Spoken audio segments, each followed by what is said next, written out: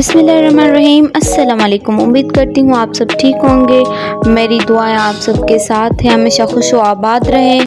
आज मैं आपके लिए लेकर आई हूँ कंप्लीट व्लॉग, जो कि हुरमुचो वर्क का एक फ्रॉक है। आपको मैं कंप्लीट लुक दिखाऊंगी कि हम कैसे बना रहे हैं, विदाउट प्रेसिंग, विदाउट छपाई के हम बना रहे हैं वर्क। ये आप हमारे साथ देखते चलें। आपको इंशाल्लाह वीडियो पसंद आएगी। वीडियो को लाइक करना ना भूलिएगा, कमेंट करना ना भूलिएगा। मैं यूट्यूब पे भी पोस्ट करने वाली हूँ, आप वहाँ पे भी देखिएगा। वहाँ पे भी आप मुझे लाइक करिएगा, शेयर करिएगा, सब्सक्राइब करिएगा। तो फिर अब आए वीडियो को कंटिन्यू करें, हमारे साथ काम सीखते चलें और इंशाल्लाह मेरी कोशिश होगी जो भी हम वर्क करेंगे वो आपको कंप्लीट व्लॉग के साथ अपलोड किया जाएगा, यूट्यूब पे भी और टिकटॉक पे भी। आप देखिएगा, सीखिएगा, बहुत सारा प्यार दीजिएगा। Thank you. अगर कोई वर्क आपको सीखना है तो मुझे कमेंट कर दें, मैं आपको वो भी सिखा दूंगी, वीडियो बना के अपलोड कर दूंगी। अब आप हमारे साथ जुड़े रहिएगा और देखते चलिएगा कि हम कैसे बना रहे हैं।